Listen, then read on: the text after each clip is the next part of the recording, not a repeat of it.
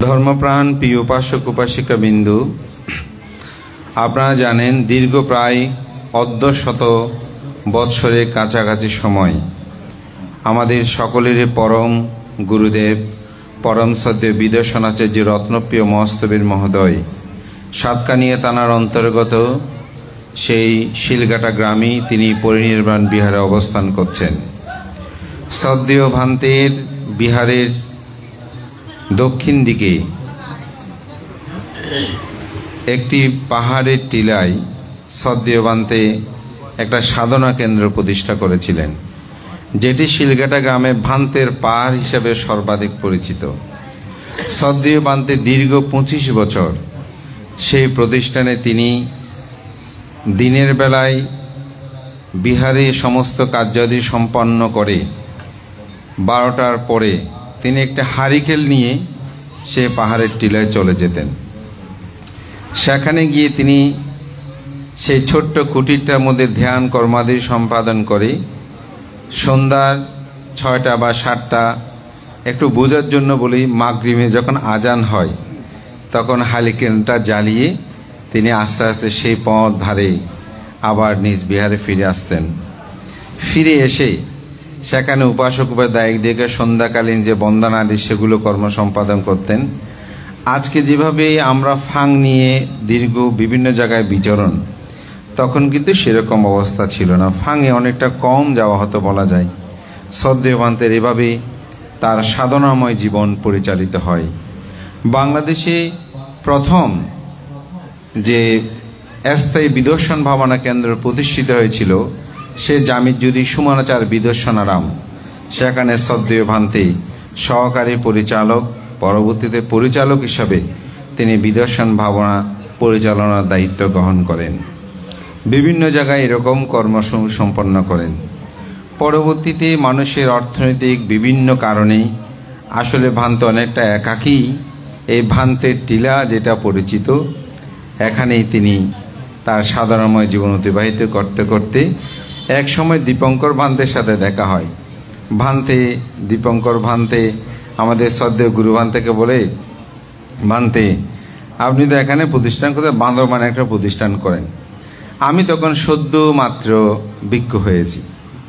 তো ভান্তে আমাকে একদিন ডেকে বলছেন যে দীপঙ্কর তো ভান্তে এরকম বলতেছে একটা বিহার কি বলো। তো এখানে একজন বীর বিক্রম, না ওনার নাম কি ছিল, বীরমোহন, হ্যাঁ, তো উনি বলছেন যে এরকম উনি 1 একর জায়গা উনি দান করবেন আমার গুরু ভান্তেকে। আমি বললাম ভান্তে দান করলে অবশ্যই ভালো প্রতিষ্ঠান হবে, অসুবিধা কি।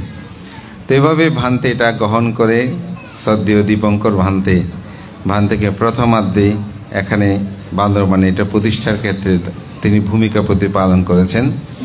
পরবর্তীতে আমাদের সুগত বাবু সহ আরও অনেক উপাসক তারা এগিয়ে আসেন এই প্রতিষ্ঠান করার ক্ষেত্রে। দীর্ঘ পথ চলা, এখানে অনেকের কাছে কৃতজ্ঞ।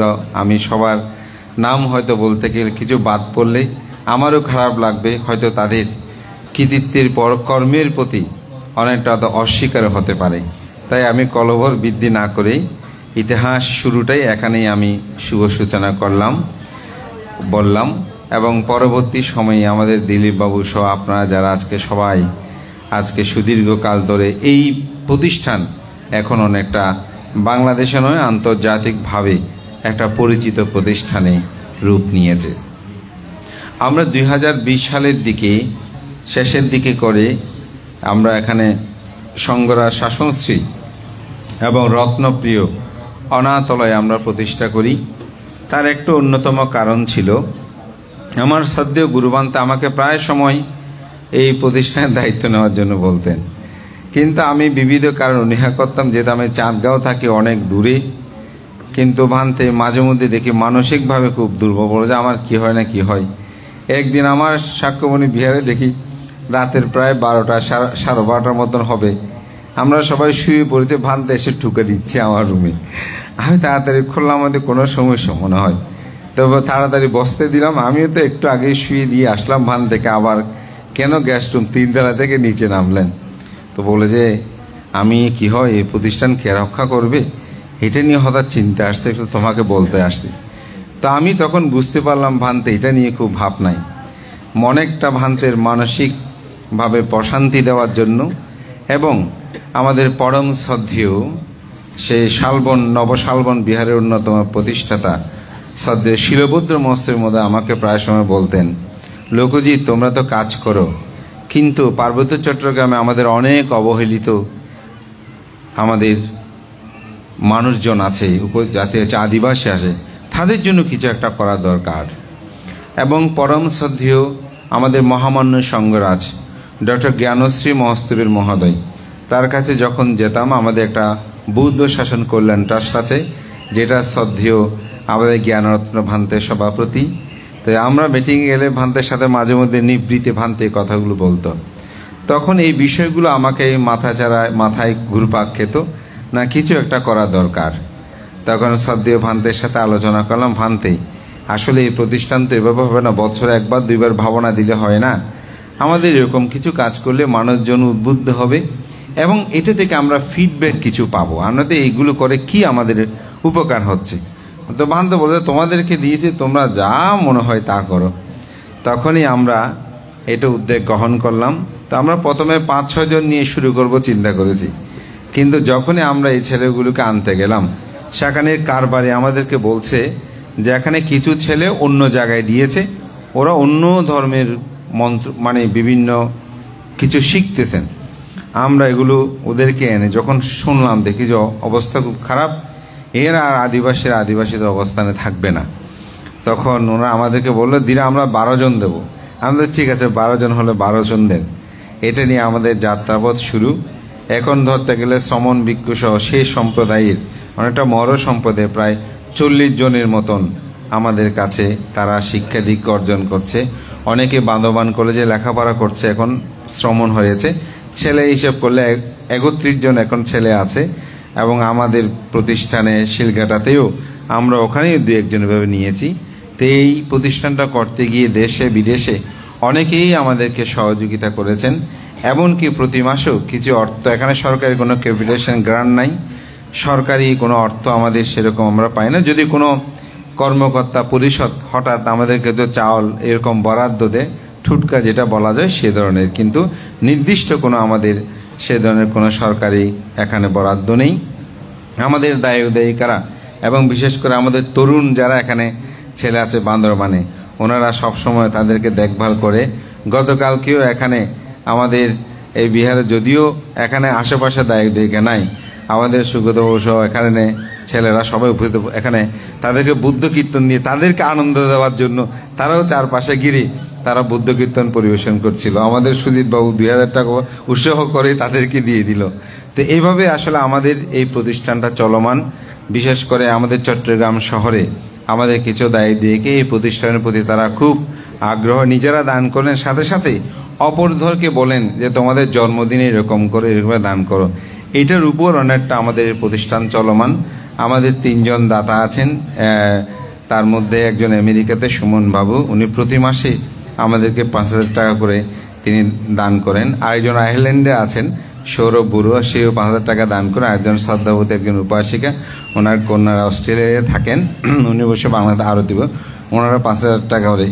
এটা আমাদের মূলত একেবারে নির্দিষ্ট বলা যায়। বাকিগুলো কেউ 1000, 2000 অল্প এরকম আসে। এবং প্রতি যে বিশেষ করে ছেলে মেয়েদের বার্থডে উপলক্ষ করে এখানে একটা যে অর্থদান করে, এটাকে ভিত্তি করে এই পর্যন্ত আমাদের চলমানতা। এবং আমাদের কিছু দায়িত্ব উপাসক বলে যাবে, কোনো সময় সমস্যা হলে আমাদেরকে বলবেন। যেমন করোনাকালীন সময়ে আমাদের অর্থ সংকট অনেকটা চলছিল, তখন অনেকেই তারা ব্যক্তিগতভাবে এগিয়ে এসে এই প্রতিষ্ঠানকে এখনও ধরে রেখেছেন। আমি তাদের সকলের প্রতি কৃতজ্ঞতা জানাই, তাদেরকে পুণ্যদান করি। এবং আরও কয়েকজন উপাসক প্রতি মাসে তারা 500 টাকা করে এরকম দান করে। তো ইতিমধ্যে 2-3 জন উপাসিকা তারা একত্রিত হয়ে তারা নিজেরাই সংগ্রহ করে এখন মাসে প্রায় 1500 টাকার মতন একটা দান তারা প্রদান করে। তো আমি এই জন্য এই কথাগুলো বলছি, এই প্রতিষ্ঠানটা আসলে কিভাবে চলমান, এভাবে আমাদের এই প্রতিষ্ঠানটা চলছে। আমি সকল সেই উপাসক উপাসিকা দায়িত্বের প্রতি কৃতজ্ঞতা জানাই। তো আমি মনে করি যে বিশেষ করে এই যে এখানে 35 জনের মতন ছেলে আছে, তাদের জীবনাচরণ বললে আপনারা খুব অবাক হবেন। 1 বছরে মাত্র একবার মা বাবারা নিতে আসে, এটা অনেক দূরে, সেখানে আসা যাওয়া এবং তাদের রোগ শোক এইসব বিষয়ে যদিও আমি হয়তো টাকা পয়সা বিভিন্ন সময় দিক নির্দেশনা দিই, কিন্তু এটার মূল দেখভার বিষয়টা আমাদের এই বিহারের উপাধ্যক্ষ প্রিয়ভাজন বিনয় রত্ন, তার অগ্রণীয় ভূমিকা এবং দীপানন্দের অজস্র পরিশ্রম। সে একবার থাকে শিলঘাটায়, আবার রাত্রে অনেক সময় এরকম এসেছে, অনেক সময় আমার বলতে ভুলে গেছি যে আগামীকাল অমুকের বার্থডে, আমাকে টাকা দিয়েছিল, এখন কি করব, একটা কেকের ব্যবস্থা, হয়তো রাত 10টা 11টা, আমি বলেছি তাড়াহুড়ো করে তারা এরকম করে সর্বোত্তক সহযোগিতা করছে বলে এই প্রতিষ্ঠান আজকে চলমান। আপনারা সব উপস্থিত হয়েছেন, আপনাদের সকলের প্রতি আমি কৃতজ্ঞতা জানাই। আমার উদ্বোধনীতে আর আমার বেশি কথা বলবো না, আমি অত্যন্ত আনন্দিত। আজকের দিনের সভাপতি আমার শ্রদ্ধেয় গুরুবান্ত অত্যন্ত স্নেহধন্য এবং আমার অত্যন্ত পরম শ্রদ্ধেয় ডক্টর সঙ্গপ্রিয় মহাতের মধ্যে ভান্তে উপস্থিত হয়েছেন। তা আমি যখন ভিক্ষু ফাং করে ভান থেকে বলতেছিলাম ভান্তে অমুককে বলেছি, ভান্তে খুব খুশি হলেন। তা আমারও ইচ্ছা হয়েছে, ভান্তারা সমাজের কাজ করেন, শাসন সদ্যমের কাজে নিবেদিত। তো আমার গুরুভান্তের প্রতিষ্ঠান দেখে তারাও আমার গুরুভান্তে আসলেও খুশি হবেন যে অমুক এসেছে। এবং আজকে আমার পরম শিক্ষাগুরু শ্রদ্ধেয় প্রফেসর ডক্টর জ্ঞানরত্ন মহাতের মহোদয়, ভান্তেগণ জানেন দেশের যে কোনো কর্মস্থলে যে কোনো জায়গায় সেখানে কিন্তু উপস্থিতি বিভিন্ন, আগে যেভাবে ভান্তারা সব জায়গায় যাওয়ার একটা সুযোগ ছিল সেটা নেই। এরপরে শ্রদ্ধেয় ভান্তে আজকে আমাদের মাঝে উপস্থিত হয়ে কৃতার্থ করছেন। গতকাল ভান্তের সাথে কথা বলেছি, ভান্তে আপনি আসলে গুরুভান্তে খুব খুশি হবেন। এবং আমাদের প্রতিষ্ঠান বিশেষ করে শ্রদ্ধেয় জ্ঞানশ্রী ভান্তেকে 2023 সালে আমরা অত্যন্ত সাড়ম্বরে উদযাপন করে এই ভবনের আমরা উদ্বোধন করেছিলাম। তো শ্রদ্ধেয় ভান্তে যেহেতু সেকুলার ট্রাস্টের একজন সভাপতি, তো ভান্তেকে আমি মনে করেছি যে শ্রদ্ধেয় জ্ঞানশ্রী ভান্তের দিক নির্দেশ, তার যে স্মৃতিচিহ্ন এখানেও বিরাজমান, এটার জন্য ভান্তে দেখে যায়। মূলত সেই কারণেই আমরা শ্রদ্ধেয় ভান্তেকে আহ্বান করেছি। ভান্তে অনেক কষ্ট করে আজকে উপস্থিত হয়ে আমাদেরকে কৃতার্থ করেছেন। আজকের যিনি প্রধান জ্ঞাতে ছিলেন আমাদের প্রফেসর ডক্টর প্রভাত চন্দ্র বড়ুয়া মহোদয়, প্রাক্তন উপাচার্য, তিনি আসার কথা গতকালকেও বলেছেন এবং ভান্তের সাথে কথা হয়েছে, কিন্তু রাত্রিবেলায় ফোন আসলো যে আমাদের শ্রদ্ধেয় মহামান্য সঙ্গরাজ ভান্তে একটু অসুস্থ, ওনাকে কল করেছেন যাওয়ার জন্য। তো এখন সকালে আমার সাথে ডিসিশন নিচ্ছেন, ভান্তে এখন যদি সঙ্গরাজ ভান্তের ওখানে হঠাৎ কিছু হয়ে যায় তাহলে তো আমারও খারাপ লাগবে, আপনারও খারাপ লাগবে। এখন যেতে যখন বলেছে ওইদিকে যাওয়াটা দরকার, যেহেতু তিনি আমাদের সর্বোচ্চ সঙ্গরাজ, তিনি আমাদের সকলের ছায়ার ন্যায়, তিনি যদি একেবারে অসুস্থ এভাবে বসেও থাকে আমাদের জন্য এটা মহা আশীর্বাদ। তা আমি আর কিছু বলি নাই। তো আমাদের প্রফেসর বাবু হতে সেখানে গেছেন, আমার অগ্রজ অধ্যাপক অর্থদস্যু বড় মহোদয়, তিনি এখানে অনেক কষ্ট করে, তাদের প্রতি কৃতজ্ঞতা জানাচ্ছি। তো আমাদের এই প্রতিষ্ঠানে কোনো স্থায়ী ফান্ড নেই, আমার গুরুভান্তের সেই ধরনের কোনো অ্যাকাউন্ট পর্যন্ত ছিল না, উনি যা পেতেন তা ছেলে মেয়েদের দিয়ে খরচ করতেন। তো পরবর্তীতে আমরা দায়িত্ব নেওয়ার পরে সত্যিকার অর্থে আমরা একটা অ্যাকাউন্ট করি, সেখানে যদি সারা মাস বা বছরের পরে কোনো উদ্বৃত্ত থাকলে সেটা দিয়ে আমরা ব্যাংকে জমা রাখি। তো আমাদের সুগত বাবু একদিন প্রস্তাব বললেন, ভান্তে এখন সব সময় তো একরকম থাকে না, প্রতিষ্ঠানে উত্থান পতন, সবাই এখন দান ধর্ম করছে, যদি থেমে যায় তখন কি হবে, তো একটা স্থায়ী ফান্ড করলে খুব বেশি ভালো হয়। তো আমিও ভান্তে সেখানে অংশগ্রহণ করব। 25,000 টাকা করে যদি আমরা দিই তাহলে এটা অনেক টাকা হয়। আমাদের দিলীপ বাবুকে বললাম, যেহেতু তিনি অঘোষিত সেক্রেটারির মতন, ওনাকে সহ নিয়ে সুজিত বাবু অপরাপর আমরা সবাই বসে আমরা এটা সিদ্ধান্ত নিলাম। হ্যাঁ, তো এখানেই অনেকে এটা এগিয়ে এসেছেন। আমি সবাইকে বলবো যে আমরা আমাদের 2-3 ছেলে মেয়েকে মানুষ করতে আমাদের জীবন চলে যায়, সেখানে যদি আমরা আমাদের সামান্য অর্থধারা, এই 31 জন হোক 40 জন হবে হয়তো, তাদেরকে যদি এক মুঠো অন্ন দান করতে পারি তাতে ক্ষতি কই, তাতে তো আমাদের পুণ্য হয়। তারা তো আমাদের মানুষ, তাদেরকে তো পিছিয়ে রেখে একটা জাতি উন্নতি করতে পারবে না। তো ওরা কিন্তু অত্যন্ত মেধাবী, আপনারা দৌড় প্রতিযোগিতায় আরও বিভিন্ন খেলাধুলায় ওরা কিন্তু বান্দরবান বিভাগে ফার্স্ট হয়ে তারপর জেলা বিভাগে পর্যন্ত গিয়েছেন। এবং এখানে যে স্কুলগুলো আছে সে স্কুলে কিন্তু ওরা প্লেসে 1, 2, 3, 4, 10 এরকম মধ্যে থাকে, ওদের মেধা আছে। আমাদের যে শ্রমণ আজকে সকালবেলা আপনারা মঙ্গলাচরণ করেছে, দেখেন ওর কণ্ঠটা কত সুন্দর, কি সুন্দর করে উচ্চারণ করেছে। আমি তো মনে করছে শ্রম যেন সার্থক হয়েছে, যেটা সত্যি কথা। তো আমি এটাই বলবো আমাদের মধ্যে যেন সেই চেতনা হয়। এবং আমাদের চাঁদগাঁওতেই অনেক ছেলে, ওনাদের পথে কোনো কিছু প্রয়োজন হলে ওরা পাঠিয়ে দেয়। আমি সেদিন এখান থেকে গেলাম, আমি তো আর ফুটবল কিনতে পারবো না, তো একজনকে বলতেছি যে ফোনে ওদের নাকি ফুটবলগুলো ফেটে গেছে, 2টা ফুটবল কিনে আনি। দেখি আমার জন্য কিনে নিয়ে আসছে। আমি যখন টাকা দিয়ে যাচ্ছে বলেছে না বান্ধব, এগুলো আমরা দান করেছি। তো এইভাবে সবার সর্বোত্তক তাদের খেলাধুলায় সব কিছু এটা প্রয়োজন আছে। তো আমি বলবো তাদের স্থায়ী ফান্ডের জন্য আপনারাও সবাই একটু অংশগ্রহণ করতে পারেন। 25,000 টাকা করে যদি আপনারা প্রদান করে স্থায়ী ফান্ডটা। এবং গতকালকে আমাদের উপাসক দিলীপবাবু বললেন বানতে আপনাকে 1 লক্ষ টাকা দিতে হবে, কখন দেবেন বলেন, এটা সহ দিয়ে একটা ফান্ড গঠন করবো।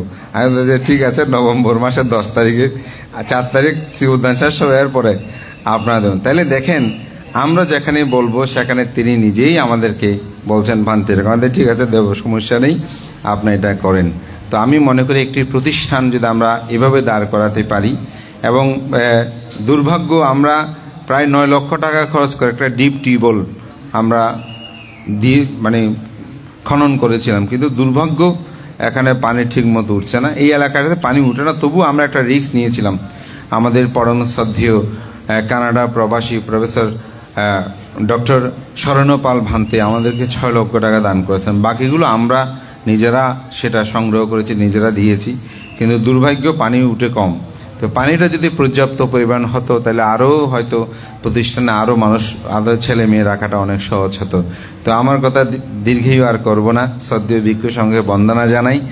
এবং আজকে আমাদের যিনি বিশেষ অতিথি, তা আমি শুনলাম যে তিনিও একজন অত্যন্ত মানবতাবাদী কর্মী। তো আমাদের এই প্রতিষ্ঠানের প্রতি তিনি একটু দৃষ্টি দেবেন, আমরা যাতে এই পিছিয়ে পড়া একটি জনগোষ্ঠীকে আমরা সামনে নিয়ে আসতে পারি, তাদেরকে যেন আমরা, এবং প্রয়োজন আপনি তাদের সাথে একটু কথাবার্তা বলবেন, তারাও খুব খুশি হবে। মাঝে মধ্যে আপনি এসে একটু তাদেরকে দেখে যাবেন। তো আমি এই আহ্বান জানিয়ে এবং মহান ভিক্ষু সংঘকে বন্দনা জানিয়ে আজকে দান উত্তম শুভ কঠিন চিবর দান, পৃথিবীর সমগ্র দানীয় বস্তু একত্রিত করে দান করলেও একখানা কঠিন চিবর দানের 16 ভাগের 1 ভাগ হয় না। তো আমাদের বান্দরবানবাসী সহ আমার জন্মতীর্থ শিলঘাটা এবং বিভিন্ন প্রান্ত থেকে আমাদের শ্রদ্ধেয় গুরুভান্তের সুবর্ণোদয়ী যারা আজকে সবাই এখানে উপস্থিত হয়েছেন, আমি সকলকে আমার গুরুভান্তের পক্ষ থেকে কৃতজ্ঞতা জানাই। এখানে কোনো নির্দিষ্ট কমিটিও নাই, দায়কও নাই, বান্দরবানবাসী শিলঘাটা সবাই মিলে আমার গুরুভান্তের এই প্রতিষ্ঠানটা পরিচালনা করে, আমার গুরুভান্ত সেবা আপন করে নেয়। সুতরাং এটা আপনাদের এই প্রতিষ্ঠান, আপনারা এটাকে রক্ষণাবেক্ষণ এই কামনা করে আমাদের মিতন সহ তার যে তরুণরা আছে তারা প্রায় সময় এসে তাদেরকে উৎসাহিত করে, তাদের নিয়ে ফানুস উত্তোলন করে, তাদের সাথে কথাবার্তা বলে।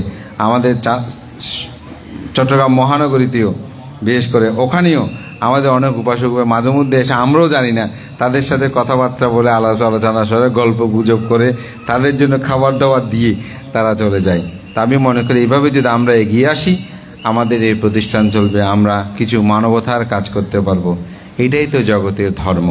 বুদ্ধ যে 10বিধ কুশল কথা বলেছেন, সেই 10বিধ কুশলের মধ্যে সেবা একটা হচ্ছে কুশল ধর্ম।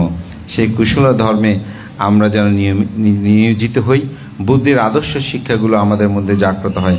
আবারও মহান সংঘের প্রতি বন্দনা জানিয়ে, হয়তো আমার কথার ইতিহাস যেহেতু একটু ভিত্তিক, যদি কারো কথা কোনো কারোর নাম বাদ পড়ে হয়তো আমার স্মৃতি বিস্মৃতির কারণে ঘটবে।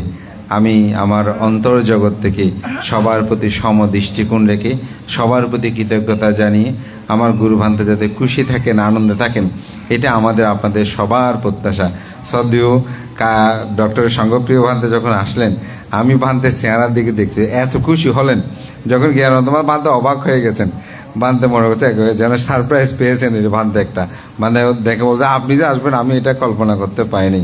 তা আমরা চাই আমার গুরুভান্ত এভাবে আনন্দিত থাকুক, এবং ভিক্ষু সংঘরও আজকে অনেক ভিক্ষু সংঘ উপস্থিত হয়েছেন, তাদের প্রতিও কৃতজ্ঞতা জানিয়ে আজকের এই পুণ্যময় কঠিন চিবর দানের শুভ উদ্বোধন ঘোষণা করছি।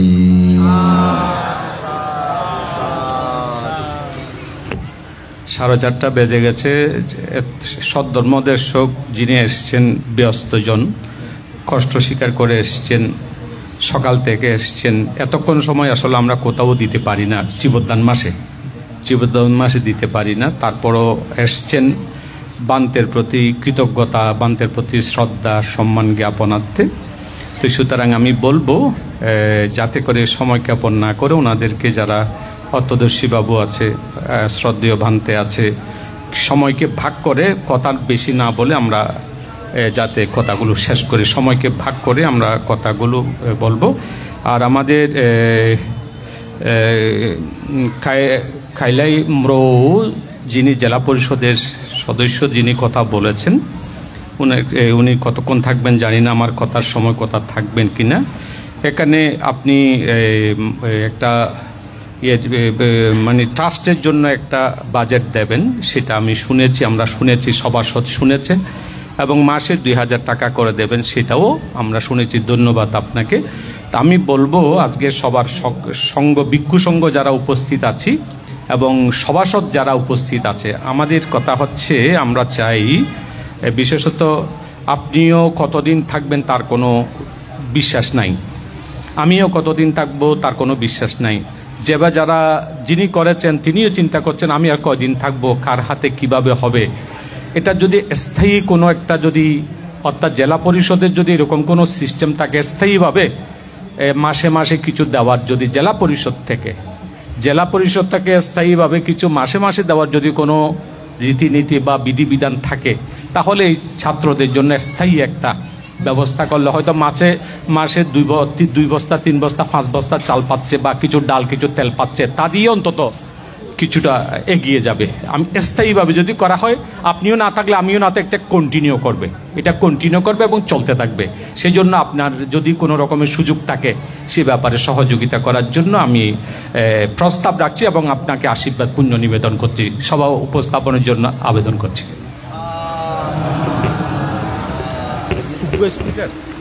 বান্ধব এখানে মাইক্রোফোন আছে, সেই জন্য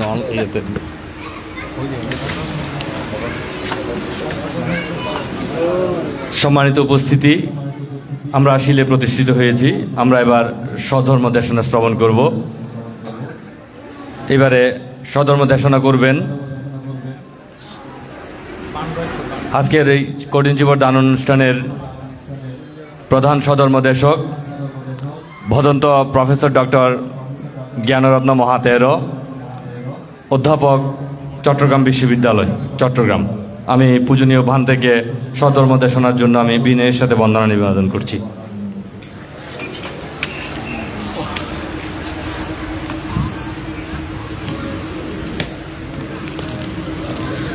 দানং দদন্তু শ্রদ্ধায়া শীলং রক্ষন্তু সর্বদা ভাবনা বিরতা হন্তু গচ্ছন্তু দেবতা গতাতে।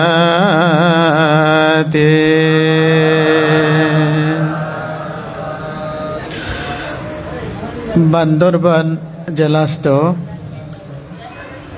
নীলাচল টাইগারপাড়া অষ্টবিংশতি বুদ্ধবিহার এবং আমাদের আজকের সবার আশীর্বাদক ভান্তের নামে যে ভাবনা কেন্দ্র এবং এই প্রতিষ্ঠানগুলো কর্তৃক আয়োজিত দানোত্তম কঠিন জীবন দানসভার মহামান্য আশীর্বাদক ভান্তের শ্রীপাদ পদ্মে বন্দনা জানাচ্ছি, ভান্তের আশীর্বাদ কামনা করছি। আজকে সবার সভাপতি আমার বন্ধুবর আয়ুষ্মান সংঘপ্রিয় মহাতেরো মহোদয়, মহাসচিব বাংলাদেশ সংঘরাজ বিজ্ঞ মহাসভা, আমার ডান পাশে আছেন বাংলাদেশ সংঘরাজ বিজ্ঞ মহাসভার প্রাক্তন মহাসচিব এবং আমাদের বিশ্ববিদ্যালয়ের প্রফেসর ডক্টর দীপঙ্কশ্রী জ্ঞান বড়ুয়ার তত্ত্বাবধানে এবং আমার যুগ্ম তত্ত্বাবধানে যিনি পিএইচডি গবেষণার প্রাথমিক কর্ম সম্পাদন করেছেন এবং তার থিসিস জমা দিয়েছেন। আশা করি আগামী 6 মাসের মধ্যে হয়তো আমাদের লোকজিৎ মহাতেরো মহোদয় ডক্টর লোকজিৎ মহাতেরো হয়ে যাবেন। আমরা যতটুকু পারি চেষ্টা করছি, কারণ তার জ্ঞান ও গভীরতা আপনারা নিজেরাও জানেন, আমরাও বুঝি। তাই তাকে যথাসময়ে সম্মানটুকু দেওয়া আমাদের প্রাতিষ্ঠানিক দায়িত্ব। তাই সে কর্মে আমরা নিয়োজিত আছি। তাই তাকে আমরা অগ্রিম শুভেচ্ছা জানাচ্ছি। এখানে উপস্থিত আছেন আমাদের মহামান্য ভিক্ষু সংঘরা, অনেকেই আছেন, আমার সবার নাম আমি উল্লেখ করছি না। সংঘের প্রতি শ্রদ্ধা জানিয়ে আমার সম্মুখে প্রফেসর ডক্টর অতদর্শী বড়ুয়া, আমাদের যিনি জেলা জজ ছিলেন সুকুমার বড়ুয়া তথা আরও অনেকেই আমার সম্মুখে আছেন। সবার নাম হয়তো আমি উল্লেখ করছি না। সরকারি কর্মকর্তা কর্মচারী এবং বর্তমানেও যারা বান্দরবান জেলা পরিষদের সাথে সম্পৃক্ত হয়ে আছেন, তাদের মধ্যে হয়তো আমরা খামলাই ম্রো কথা শুনছি। ওনার নাম শুনে আমার মনে হয় আমার দুজন ছাত্র ছিল, ম্রো ছাত্র, দুজন মাস্টার্স কমপ্লিট করেছে পালি বিভাগ থেকে। একজন আমি তো নামগুলো মনে করতে পারতেছি না, দুইজন আছে, তারা চিম্বুক থেকে দুইজন মাস্টার্স করেছে এবং তারা যখন বিশ্ববিদ্যালয়ে ভর্তি হতে যায় নানা সমস্যায় পড়ে যায়। ম্রো, রুসাই, খ্যাং এই ছাত্রগুলা এই অঞ্চল থেকে যায় চট্টগ্রাম বিশ্ববিদ্যালয়ে। তখন তাদেরকে সহযোগিতা করার জন্য আমরা বান্দরবান জেলার এমপি যিনি থাকেন তার পরামর্শ চাই এবং তার সুপারিশ চাই। তার সুপারিশগুলা নিয়েই আমরা চেষ্টা করি তাদেরকে ভর্তি করানোর জন্য। সেই সুবাদেই ম্রো অনেক ছাত্ররা আমাদের বিভাগ থেকে মাস্টার্স কমপ্লিট করেছে এবং বিশ্ববিদ্যালয়ে আমাদের লোকজিৎ মহাতেরো মহোদয় যেমন বলেছেন, এরা খেলাধুলায় এত পারদর্শী, শারীরিক শক্তিতে তারা এত শক্তিশালী, বিশ্ববিদ্যালয়ের কেন্দ্রীয় খেলায়ও তারা সম্মান রাখেন। বিশ্ববিদ্যালয়ে সম্মান তো রাখেনি, পুরো বাংলাদেশের মধ্যেও তারা কিন্তু সম্মানের অধিকারী। আবার তৎকালীন এমপি থেকে আমরা শুনতাম ম্রো সম্প্রদায়ের ছেলেমেয়েরা এখানে বৈষম্যের শিকার হচ্ছে, তারা নানাভাবে সমস্যার সম্মুখীন হচ্ছে, তাদেরকে রক্ষা করা আমাদের দায়িত্ব। তার কাছ থেকেও শুনতাম। আজকে আসার পরেও আমাদের লোকজিৎ মহাতেরো মহোদয় আমাকে বললেন, ভান্তে এখানে 31 জন ম্রো ছেলেরা থাকে এবং আমিও নিয়ে গেছি চাঁদগাঁয় এবং শিলগাটায়ও কয়েকজন আছে। আমি শুনে খুবই খুশি হলাম এবং লোকজিৎকে আমি বলছিলাম, আসলে এদেরকে রক্ষার জন্য আমাদের এগিয়ে আসা দরকার, নানাভাবে তাদেরকে আমরা সহযোগিতা করতে পারি। আমাদের সভাপতি মহোদয়, বর্তমান সভার সভাপতি, তিনি হয়তো আমাদের খামলায় ম্রো যিনি জেলা পরিষদের সদস্য হিসেবে দায়িত্বের মধ্যে আছেন, তাকে হয়তো আবেদন জানিয়েছেন। সেটা অবশ্যই যুক্তিসঙ্গত একটা আবেদন, সেটা বিবেচনা করা গেলে ভালো। তবে আমি নিজের পায়ে দাঁড়াতে চাই, আমি কারো সাহায্য চাই না। বৌদ্ধরা কখনো কারো সাহায্য নিয়ে এগিয়ে যায়নি, ওরা নিজেরা নিজেদের শক্তিতে দাঁড়িয়েছে। আপনি পাহাড়পুর বলেন, ময়নামতি বলেন, বিক্রমশিলা বলেন, তক্ষশিলা বলেন, অবশ্যই সরকারি প্যাট্রোনাইজ ছিল, কিন্তু উদ্যোক্তা নিজেকে নিতে হয়েছে আগে। বুদ্ধের শিক্ষাটা হলো আত্মনির্ভরশীল হয়ে দাঁড়ানো, কারো কাছে ভিক্ষা করা নয়। আমি এটা পছন্দ করি না। এখন আপনারা যারা এখানে আসছেন, আপনারা স্বতঃস্ফূর্তভাবে বললেন না আমাদের এই সমস্যা আছে, আপনারা যদি পারেন সহযোগিতা করেন। এটা ভিক্ষা নয়, এটা হলো প্রস্তাবনা করা। আমি এই সমস্যা আছি, আপনারা একটু এগিয়ে আসুন। এখানে যদি কেউ এগিয়ে আসে আমরা সাধুবাদ জানাই। আমি আন্তর্জাতিক কিছু ভাবি না, আমি জাতীয়ভাবে কী করতে পেরেছি সেটা ভাবি। আন্তর্জাতিক ফেলায় রাখেন, আগে আমার ঘর সামলাতে পারছি কিনা। যদি আমার ঘর সামলানো না যায় আমি তো জাতীয় হব না, আন্তর্জাতিক অনেক দূরে। এ কারণে আন্তর্জাতিক কোনো শব্দ আমি পছন্দ করি না। আমি পছন্দ করি আমার ঘর সামলানো, আমি পছন্দ করি আমার জাতীয় ঐতিহ্য, কৃষ্টি, সংস্কৃতি, সভ্যতা কতটুকু ধরে রাখতে পেরেছি সেটা যদি আমি না পারি আমার বাড়ির মধ্যে তো আমি অপাংক্তীয় হয়ে যাব, জাতীয়গতভাবে তো ভাবতেই পারবো না তখন। এ কারণে বলবো, বুদ্ধ আমাদেরকে শুধু ধর্ম শিক্ষা দেননি। সবসময় আমরা ধর্ম কথা বলি, সমস্যা নেই, কিন্তু তার বাইরেও কিছু শিক্ষা আছে। আমার অর্থনৈতিক শিক্ষা কি আছে? বুদ্ধ কি অর্থনৈতিক শিক্ষা দেননি? তিনি দিয়েছেন, তিনি টাকা ভাগ করে দিয়েছেন। ইনকাম করলে কয় টাকা দান করবেন, কয় টাকা পরিবারের জন্য সংরক্ষণ করবেন, কয় টাকা সমাজে দেবেন, কয় টাকা রোগগ্রস্ত হলে খরচ করবেন, সব ভাগ করে দেওয়া আছে। সেই কথা কি আমরা আলোচনায় আনি? আমাদের এগুলো তো ভাবা দরকার। আমি যখন 100 টাকা ইনকাম করি, সিংহভাগ আমার পারিবারিক খরচের জন্য আমাকে রাখতে হবে। তারপরে রোগ ব্যাধি হতে পারে, তার জন্য আমি কিছু অংশ রাখতে পারি। ধর্মের জন্য দান করতে হবে, কিছু অংশ আমি রাখতে পারি। এইভাবে টাকাগুলো ভাগ করে দেওয়ার জন্য একটা সূত্র আছে, ত্রিপিটকে একটা সূত্রের মধ্যে এগুলো বর্ণনা আছে। সেই বর্ণনা অনুসারে আমাদের অর্থ যদি আমরা নিয়ন্ত্রণ করতে পারতাম, আমার মনে হয় হাত পাততে হতো না। তো বার্মার মধ্যে দেখা যায় ওনারা ইনকাম যতটুকু করে, একজন কাকেও যদি প্রব্রজিত করে 1 সপ্তাহ ধরে নিমন্ত্রণ চলে। 1 সপ্তাহ। ছেলে যদি হয় তাকে ঘোড়ার গাড়িতে চড়াবে, চড়াইয়া পুরো 1 সপ্তাহ ঘুরাবে, এবং তার বাড়িটা উন্মুক্ত থাকে 1 সপ্তাহের জন্য, মানুষকে নিমন্ত্রণ করবে। কারণ সিদ্ধার্থ গৌতম রাজভাণ্ডার খুলে দিয়েছিল না, হয়তো তিনি রাজার পুত্র ছিল, সম্পদ ছিল প্রচুর, কিন্তু সেই ধারাকে তারা ধরে রাখার চেষ্টা চালায়। আবার এটাও বলে না ভিক্ষু মারা গেলে গ্রাম ধ্বংস হয়ে যায়। কেন? এত দান, এত তারা খরচ করে, টাকা পয়সা চায় না, কি সঞ্চয় আছে এগুলো চায় না, খরচ করতে থাকে শুধু।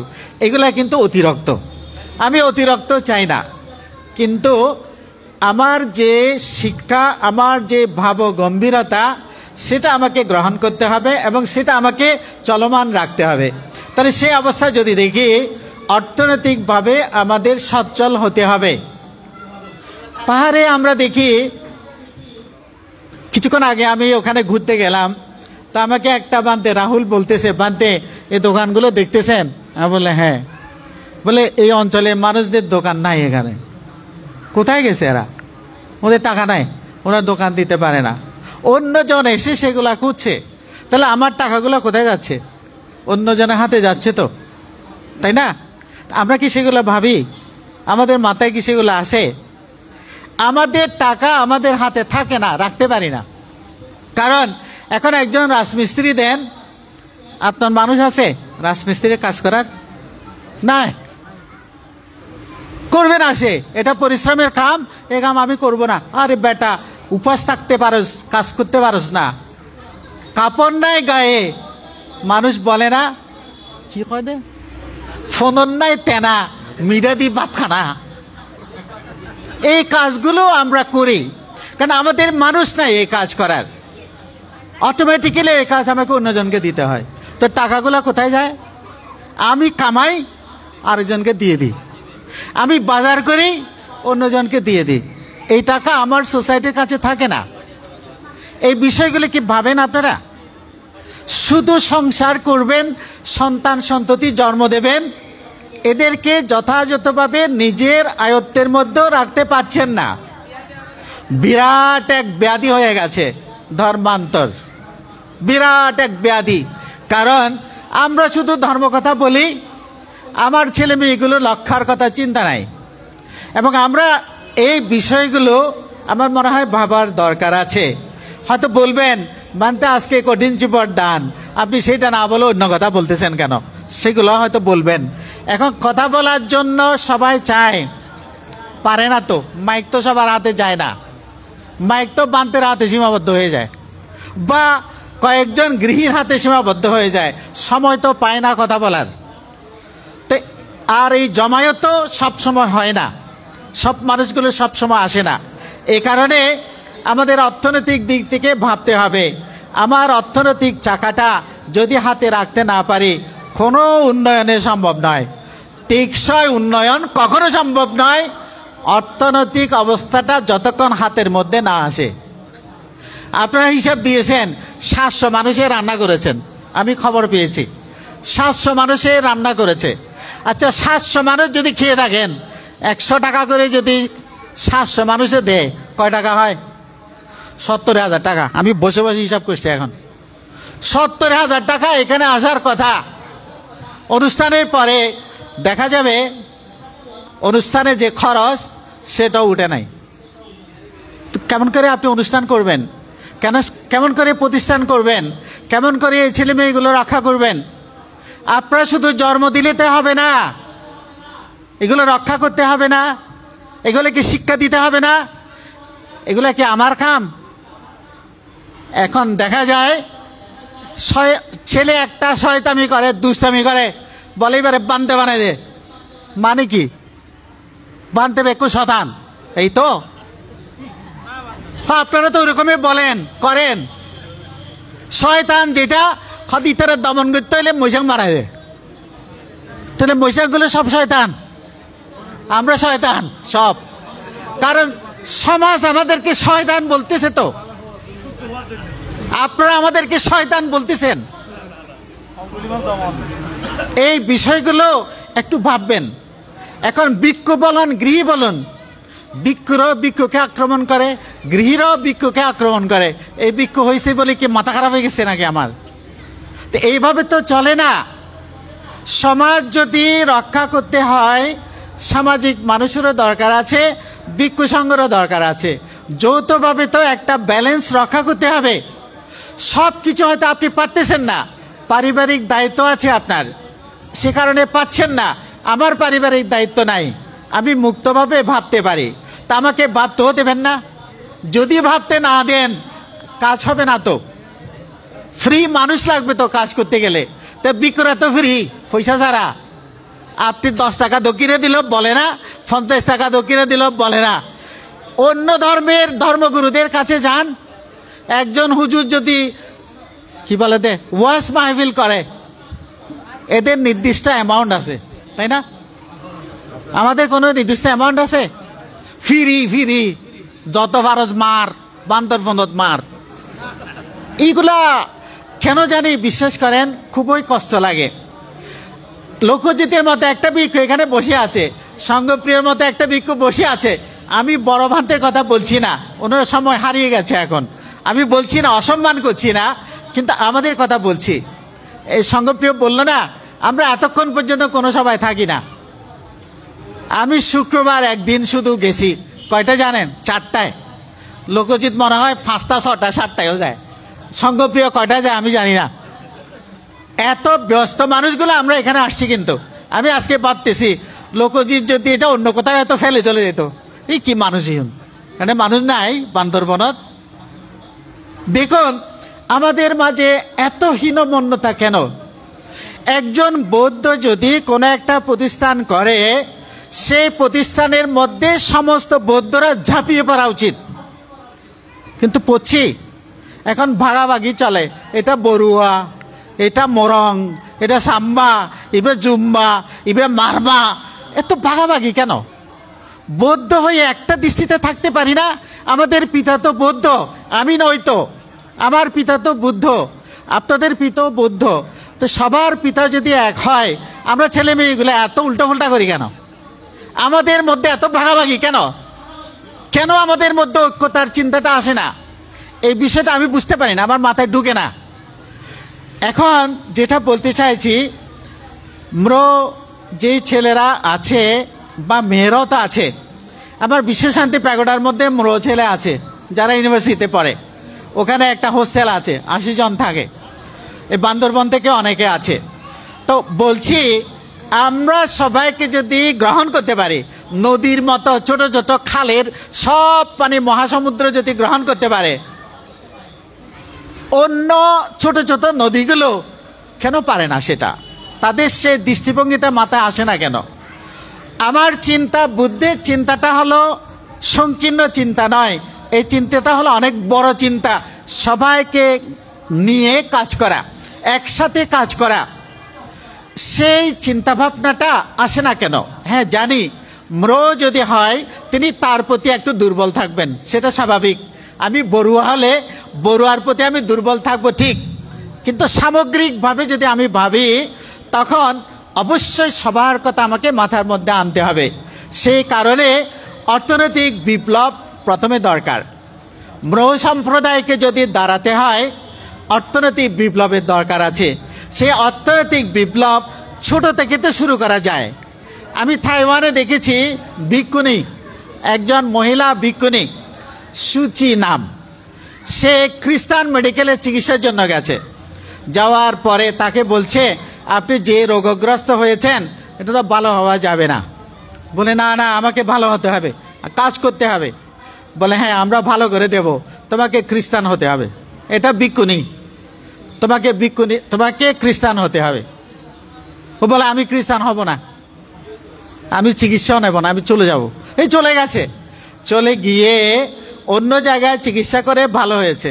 তো ভালো হওয়ার পরে সে মাথায় বুদ্ধি আটলো, ভিক্ষুণী একজন, সে মাথায় বুদ্ধি আটলো টাকা কেমন করে পায় হাতে, টাকার তো দরকার। তো কি করলো, যেহেতু তাইওয়ান বৌদ্ধ প্রধান দেশ, অনেক বৌদ্ধরা আছে, বিহার আছে, সে কি করলো, মোমবাতি ধূপকাঠি বানানো শুরু করছে, বানিয়ে প্রতিটি বিহারে বিক্রি করা শুরু করছে। প্রতিটি বিহারে ধূপ লাগে তো, তারপরে মোমবাতি লাগে তো, সে বিক্রি করা শুরু করছে। ওইগুলা বিক্রি করে ফান্ড কালেকশন করছে। ফান্ড কালেকশন করে এখন সুচি ফাউন্ডেশন করেছে বিশ্বব্যাপী। এটার হেডকোয়ার্টার আমেরিকায়, আফ্রিকায় পর্যন্ত এরা সাহায্য করে। সুচি ফাউন্ডেশন, এটা বেশি করে মেডিকেলের সাপোর্ট তাদের বেশি। তাহলে ছোট একটা বিষয় চিন্তা করে সে একটা ফান্ড, বিরাট একটা ফান্ড রাইজিং করতে পারছে না। তো যেখানে বেশি টাকা লাগে আমরা সেটা পারবো না। ছোট টাকা যেখানে ইনভেস্ট করে আমি কিছু করতে পারি, সেটা কি করতে পারি না? বার্মায় যখন গেলাম, আরকানে 350 পরিবারওয়ালা একটা গ্রাম আছে, রমণী পাড়া বলে, বলে। ওখানে ওরাল হিস্ট্রিতে দেখলাম 150 বছর ধরে তারা ওখানে আছে। একজন ম্যাট্রিক পাস ছেলে মেয়ে নাই, একজন নাই ম্যাট্রিক পাস ছেলে মেয়ে। 4 জন পরীক্ষা দিচ্ছে, আমি যে বছর গেছি সে বছর 4 জনে ফেল করছে, পাস করে নাই। কারণ ওদের জায়গা থেকে স্কুল 4 মাইল দূরে, স্কুল নাই। বৃষ্টি বাদল হলে একেবারে 1 কোমর ধরে ফুট হয়, কাদা, যেতে পারে না। তো এই স্কুল কেমন করে করবে? ওরা করতে পারে না। তো ওই জায়গায় গিয়ে তাদেরকে বললাম, তোমরা যখন পড়ো টাকা পয়সা কেমন করে দাও? হলে দান, আমাদের আছে না আমাদের দেশে, হয়তো ওটা তোর বদ্ধে দান বাড়া হচ্ছি না, দান দিয়ে পড়ে। মাস্টারের বেতন নাই, দান দে, বছর খাবারই দান। এটা আরকানের কথা বলছি, বছর খাবারই দান দে, বুঝছেন? তো ওখানে ওরা শিক্ষা দীক্ষা করতে পারেনি। তা আমি তাদেরকে বললাম, একটা কাজ করতে চাই আমি। বলে কি বানতে? আমি, তোমরা 10 জনকে টাকা দেবো, আমি কিছু দিতে পারবো না, টাকা দেবো। তো কি করবো বানতে? তাহলে কি করবে? উত্তর দিতে পারে না। টাকা দিলে টাকা কি করবে সেটাও জানে না। কেমন মানুষ চিন্তা করেন। এই যে আমাদের বাবু যেটা বললেন, যেসব এরিয়ার কথা বলছেন, ওদেরকে টাকা দিলে টাকা দিয়ে কি করবে এটাও জানবে না এই মানুষগুলো।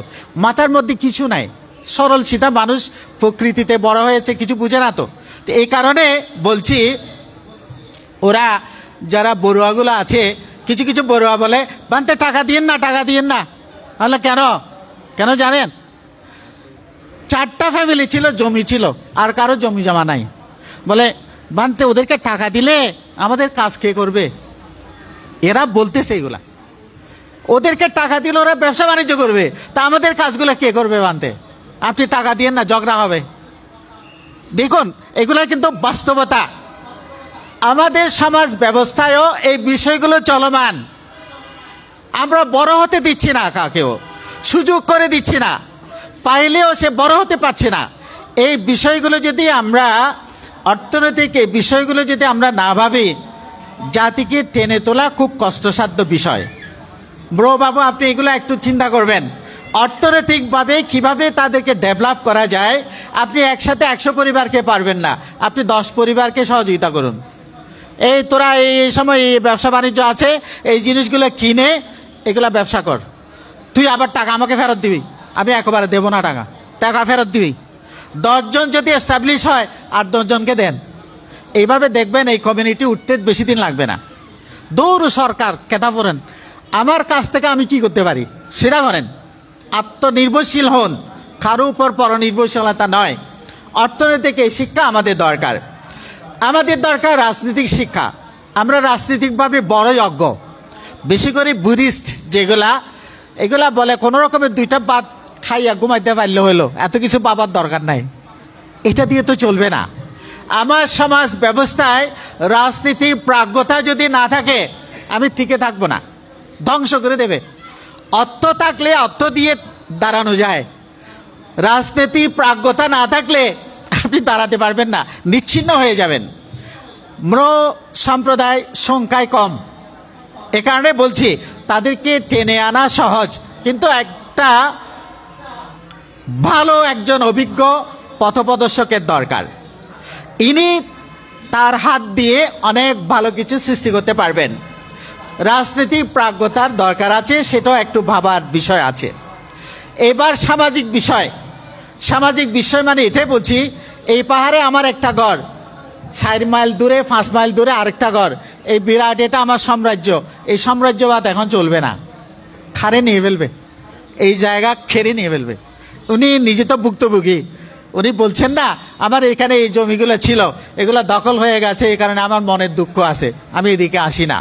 এগুলো খারে নিয়ে ফেলবে, কারণ এইগুলো যদি আপনি ব্যবহার না করেন, আপনি আপনার সম্প্রদায়ের মানুষ হিসেবে বসাই দেন ওখানে, এই তুই এইটা কর, অন্তত তার দখলে থাকবে। দখলে থাকলে আরেকজন এসে দখল করাটা কষ্ট হয়। এ কারণে আমাদের সমাজ ব্যবস্থায় আছে, কিছুদিন আগে আমি মুছে দিয়ে গেছি, সেখানেও দেখলাম প্রায় 2.5 খানি জায়গা নিয়ে ফেলছে, 5 তারিখ দখল করে ফেলছে, পুরা 7 দেওয়াল দিয়ে দখলে নিয়ে গেছে, কিচ্ছু করতে পারে নাই, অথচ আশেপাশে কোনো মুসলিম নাই। এই বিষয়গুলো পাহাড়ের মধ্যে আমার মনে হয় একটু প্রাজ্ঞতা দিয়ে এই সামাজিক বিষয়গুলো হ্যান্ডেলিং করতে হবে। সেটা যদি না করেন, সম্প্রদায় হারিয়ে যাবে, আপনি তখন আর নেতাগিরি করতে পারবেন না, কেউ মানবে না। আরে তোর বেটা সাপোর্ট নাই, তুই কি আবার, ওইটাই বলবে। এটাই আসলে বিষয়। এই সামাজিক বিষয়গুলো ছেলে মেয়েদের লেখাপড়ার কথা চিন্তা করতে হবে, বিবাহর কথা চিন্তা করতে হবে, রোগগ্রস্ত হলে ওদের কথা ভাবতে হলে, এগুলো হলো মৌলিক চাহিদা। এই মৌলিক চাহিদাগুলো যে সহযোগিতা দেবে, মানুষ তার পিছনে হাঁটবে। যে দেবে না তার কাছে যাবে না, কারণ আমি তার কাছে গিয়ে কিছু পাই না, তো কী করবো ওখানে গিয়ে, তার চেয়ে এদিকেই ভালো। এই কারণে এই বিষয়গুলো, সামাজিক এই মৌলিক বিষয়গুলো একটু ভাবার দরকার আছে। ধর্মীয়, সামাজিক, রাজনীতিক এই বিষয়গুলো ভাবলে, তারপরে সংস্কৃতি আছে, ম্রদের কিছু সংস্কৃতি আছে। এই সংস্কৃতিগুলো যদি পারফরমেন্স ঘটানো না যায়, এই সংস্কৃতিগুলো রক্ষা করার জন্য যদি ব্যবস্থা করা না হয়, তাহলে এই সম্প্রদায় শেষ হয়ে যাবে। এই কারণে বলবো, এই 4টি বিষয় আমাদের ভাবা দরকার। যে গাথাটি বলেছিলাম, দান দেওয়া, ধর্ম আচরণ করা, ভাবনা অনুশীলন করা, এখানে 3টা কথা আসছে। আজকে কঠিন চিপট দান দিতে আসছেন আপনারা, আবার এখানে পঞ্চশীল গ্রহণ করছেন, ধর্ম আচরণ করছেন। আবার আমার এই কথাগুলো যে চোখ খুলে খুলে তাকিয়ে আছেন, যদি ভালো করে শোনেন, এখানে একাগ্রতা আছে। তাহলে 3টা জিনিস কি একসাথে হয় না? দানও দেওয়া হয়, শীলও পালন করা হয়, ভাবনা অনুশীলন করা হয়। ভাবনা মানে চোখ খেটে বসে থাকা নয়, ভাবনা মানে চিত্তের একাগ্রতা। আমি যা বলছি তা যদি আপনি চোখ খুলে খুলে একাগ্রতা জমাতে পারেন, এখানেও আপনার সমাধি হয়। দানশীল ভাবনা, এই তিনটা আমাদের নিত্যদিনের ঠিকানা। এই ঠিকানাগুলো যদি যথাযথভাবে সংরক্ষণ করা যায়, তবে আমার মনে হয় আমরা জাতি হিসেবে দাঁড়িয়ে থাকতে পারবো, টিকে থাকতে পারবো। আমার আজকের এই অনুষ্ঠানের মাধ্যমে দানও দিচ্ছেন আপনারা, এবং এখানে আপনারা শীল গ্রহণ করেছেন, সেটা পালন করছেন, এবং ভাবনাও আপনাদের যারা অনুশীলিত হচ্ছে। আজকে যে দানের কথা, এখানে স্থায়ী ফান্ডের কথা আসছে, এটা স্থায়ীভাবে একটা দান, স্বার্থ ত্যাগ করে একটা দান আপনারা করছেন। আমি নিজে চিন্তা করতেছি কোন দিকে আমি যাব, আমি কি স্থায়ী ফান্ডে যাব নাকি মাসিক ফান্ডে যাব। আমি দুইটাই আমার মাথায় ঘুরতেছে। এখন একটা থেকে একটা ইম্পর্টেন্ট। এখন দিলীপ বাবু বলছেন আমাদের লোকজিৎকে আপনি 1 লক্ষ টাকা দেন, আমি ফান্ড করতে চাই, স্থায়ী ফান্ড করতে চাই। এখন দেখছি স্থায়ী ফান্ডের ব্যাপারে জোরালো একটা আবেদন আসছে। সেই আমি হিসাব করলাম, আপনারা যদি 10 লক্ষ টাকা যদি একটা স্থায়ী ফান্ড করতে পারেন, এমন কিছু প্রতিষ্ঠান আছে সেখানে আপনি যদি রাখেন, আপনি মাসে দেখলাম আমি 1,10,000 টাকা পাবে। 10 লক্ষ টাকা রাখেন, 1,10,000 টাকা প্রতি মাসে হাতে আসবে। হাত পাততে হয় নাকি? বৌদ্ধরা কি ভিখারি নাকি? আমার তো মনে হয় আপনারা সবাই ভিখারি। ভিখারির মতো কেন কথা বলেন? ভিখারির মতো কথা বলবেন না। আত্মনির্ভরশীল হন, চেষ্টা করুন। এটা তো বললো 25,000 টাকা, বহুত বেশি কিছু নয়। 25,000 টাকা বহুত কিছু নয়। বললাম না 100 টাকা করে দিলে তো এখন 70,000 টাকা হইতো। দিবেন নাকি? সেটাও দিবেন কেনা সন্দেহ আছে। তারপরেও আমি ব্যক্তি হিসেবে ব্যক্তিগতভাবে নানা জায়গার মধ্যে সংশ্লিষ্ট হয়ে থাকার কারণে দিতেই হয়। এখনো মহাসভার মধ্যে বাকি রয়ে গেছে আমার টাকা। 1 লক্ষ টাকা দিবে বলছি, 50,000 টাকা দিছি, আরও দিতে পারতেছি না, আস্তে ধীরে দেবো আর কি। আরেক জায়গায় এরকম আছে, আমেরিকায় বিহার হচ্ছে, $5,000 দেবো বলছি, 3 লক্ষ টাকা দিয়ে ফেলছি, আরও বাকি 3 লক্ষ টাকা। তো এখনো বাকি তো আছে শুধু। এখন এখানেও 25,000 টাকা যেটা স্থায়ী ফান্ড, সেটা অবশ্যই আমি দেব। আমি আপনাদের একজন পৃষ্ঠপোষক হতে চাই। এই প্রতিষ্ঠান রক্ষা করতে হবে, এবং ছেলে মেয়ে আরও আমাদের আনতে হবে, আরও ব্রাঞ্চ করতে হবে। বাবু তো বললেন বিভিন্ন জায়গায় তারা এগুলো সংরক্ষণের চেষ্টা করছেন। আরও যেখানে দরকার আপনারা উদ্যোগ নিন। আমরা আছি। আমরা কেন, আমাদের জীবন তো সবার জন্যই সঁপে দেওয়া। যেহেতু সবার জন্য আমরা ভাবি, আপনারা সে বিষয়টা ভাবুন। বুদ্ধ কখনো ব্যক্তি চিন্তা করেননি। অক্সিজেন আছে না, অক্সিজেন কি ভাগ করে নাকি? এটা সাকমার জন্য, এটা মরর জন্য, এটা বড়ুয়ার জন্য, এটা মুসলমানের জন্য। অক্সিজেন কি ভাগ করে? অক্সিজেন সবার জন্য। এখন কে কতটুকু নিতে পারতেছে? কেউ বলতেছে কোভিডের সময় দেখেন নাই, বলে অক্সিজেন কমে গিয়ে গই, মানুষ মরে যার গই। অক্সিজেন কি কমছিল? অক্সিজেন কমে নাই। আমি নিতে পারতেছি না, আমার শরীর নিতে পারতেছে না অক্সিজেন। অক্সিজেন আছে, গ্রহণ করতে পারছে না। টাকা আছে, নিতে পারতেছি না। চাইনিজরা বলে সকাল হলে চোখ খুললে ওরা দেখে বলে শুধু টাকা, আরে টাকা টাকা টাকা, সব দিকে টাকা। আর বড়ুয়ারা বা আমরা এখানে যারা আছি, সকালে চোখ খুললে কি দেখি? কি দেখেন বলেন তো? সকালে চোখ খুললে ঘুম থেকে উঠে কি দেখেন? হন না বা নকা হন। সকালে ঘুম থেকে উঠে শুধু দেখে তো হার ফন্দ দিয়ে হনে বাঁশ দিতে, আর কিছু না দেখে। হার ফন্দ দিয়ে হনে বাঁশ দিতে সকালে উঠি চিন্তা করে। হ্যাঁ, সকালবেলা এই ভাবনাটা, চাইনিজ দেখে টাকা, আমরা দেখি বাঁশ দেওয়া, তাকে কতটুকু বাঁশ দেওয়া যায়। এগুলা কি বুদ্ধির শিক্ষা? বুদ্ধকে এই শিক্ষা দিয়েছেন আমাদেরকে? তো দানের মধ্যে আসি, আমরা স্বার্থত্যাগী, আত্মত্যাগী, সে দানের কথা আমরা ভাবতে পারি না। আমরা সব সময়, কিছু মানুষ আছে সব সময়, আপনি যদি নাম না বলেন না, অবস্থা কাল করে ফেলবে। ওই লোকজিৎ বললো না, আমি নাম বলতেছি না, যদি কারো নাম বাদ পড়ে আমার বাঁচ দেবে আমাকে, তো এই জন্য আমি নাম বলতে পারতেছি না। কেউ বলবে। দেখুন, দানের মধ্যে কি এই নাম জড়িত আছে, স্বার্থ জড়িত আছে? কিন্তু আমরা সেটা চাই, আমার নাম বলতে হবে। যদি নাম বলা না হয়, আমি 2 ফেলাইবো একেবারে, এখানে দাঁড়াতেও দেব না। এইভাবে দান হবে না। আপনারা দান করেন নিঃস্বার্থভাবে, কিছু প্রতিদান চিন্তা করবেন না, কারণ মানুষ বলে না এভরি অ্যাকশন হ্যাভ রিয়াকশন, প্রতিটি কাজের একটা রিয়াকশন আছে। দান যদি করেন তার ফল আপনাকে চাইতে হবে না, এটা অটোমেটিক আসবে আপনার কাছে।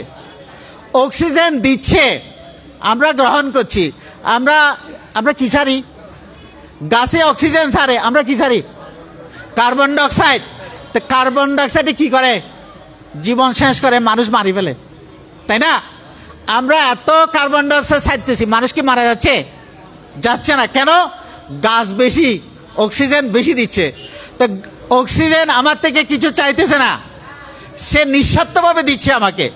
কিন্তু আমি মানুষ, আমি স্বার্থ চাই, আমি স্বার্থ ছাড়া কিছু করতে রাজি নয়।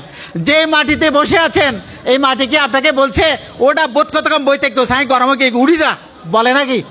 মাটি বলে না। এমন ত্যাগী হতে হবে। আমাদের দৃষ্টিটা এরকম ত্যাগী মনোবৃত্তি থাকলে এই প্রতিষ্ঠান একটা নয়, শত শত প্রতিষ্ঠান আমাদের দ্বারা চালানো সম্ভব। তাই আমি বলছি আন্তর্জাতিক সম্পর্ক নয়, আমার জাতীয় সম্পর্ক। আমার জাতি যারা আছে, আমার সম্প্রদায় যারা আছে, তাদের স্বার্থ নিয়ে আমরা ভাববো, তাদেরকে আমরা মানুষ হিসেবে গড়ে তুলব। এটাই যদি করা সম্ভব হয় তবেই মনে হয় আমাদের দানও সার্থক হবে, আমাদের শিল্পায়নও যথাযথভাবে আমরা পরিবেশ গড়ে তুলতে পারবো। এবং ভাবনা সেন্টার যেহেতু এখানে আছে, সেটাও ভুলে গেলে চলবে না। আশ্রম করেছে, আমি খুশি হয়েছি, কারণ এটার মাধ্যমে কিছু মানুষের জীবন রক্ষা হবে, কিছু ছেলেরা শিক্ষা পাবে এবং তাদের জাতি সমাজ ধর্ম নিয়ে ভাবতে পারবে। আর ভাবনা যারা করতে আসে, এই দেশের মধ্যে তো বুড়া না হলে ভাবনা করে না। হতে ফুয়া মানুষের লাই কি ভাবনা, বুড়ার লাই ভাবনা, মানে যখন সে ভাবনা করতে পারে না তখন সে আসে ভাবনা করতে। আমি প্যাগোডায় দেখি প্রতি 3 মাস অন্তর অন্তর ভাবনা দেই, ওখানে দেখি আমি অটোমেটিক মানুষগুলো যায় ভাবনা করতে। অটোমেটিক মানুষ বুঝেন, এই ডাইনে গুড় ইতে বামে ঘুরে, বামে গুড় ইতে ডাইনে ঘুরে, ওরে সামনে যা ইতি পিছনে ঘুরে। ইনেল তো অটোমেটিক মানুষ। এই অটোমেটিক মানুষ যেতে ভাবনা করি ফেললাই, ই কি ভাইব এটা ভাবনা, কি ভাইব আটে এতে যাই ফাইতে ফাইতে খাই, তারপর যাই গুই করত হতে বালা হারা দিই ভাবনা করছে। হ্যাঁ, তো এই কারণে লোকচিত আমাকে যখন বললো বানতে এখানে একটা বিদেশন ভাবনা করেছে আমার গুরু বানতে, তো বানতে বছরে একবার হয়, তুই তো পড়ে থাকে বানতে। তা আমি ভাবলাম যে এটা আশ্রম করলে ভালো হবে, তোমার বুদ্ধি ঠিক আছে, মানুষ উপকৃত হবে। এই এলাকার মধ্যে অনেক মানুষ নিগৃহীত হয়ে আছে, নানাভাবে সমস্যা আছে। তো এই ছেলেগুলোকে আমরা যদি ধরে আনতে পারি, তাদেরকে যদি শিক্ষা দিতে পারি, এরা তো জাতি ধর্ম সমাজ রক্ষা করবে। আমার মনে হয় উদ্যোগটা ভালো করেছো। সেটার পাশাপাশি ভাবনারও দরকার আছে। যে নাম দিয়ে শুরু করেছি এটাকে বাদ দেওয়া যাবে? নো, এটাকে বাদ দেওয়ার পক্ষে আমি নই। ভাবনা কেন্দ্র থাকতে হবে। প্রয়োজনে যারা এখানে থাকবে তারা ভাবনা করুক, সমস্যা কোথায়? এবং সবার জন্য উন্মুক্ত থাকবে, হয়তো বছরে 3 বার 4 বার করুক না, এসে ভাবনাও চলবে, আশ্রমের ছেলে ফেলেও ভাবনা অংশগ্রহণ করবে, সহযোগিতা করবে।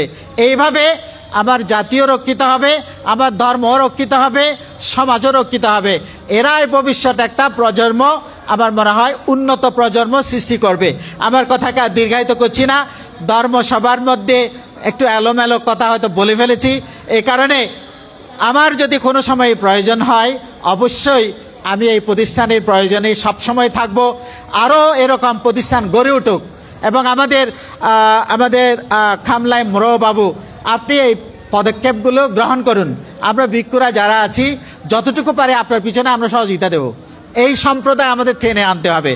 এই প্রস্তাবনা রেখে মহান সংঘের প্রতি শ্রদ্ধা জানিয়ে, আপনাদের প্রতি আশীর্বাদ জানিয়ে আমার দেশনা এখানে পরিসমাপ্তি ঘোষণা করছি।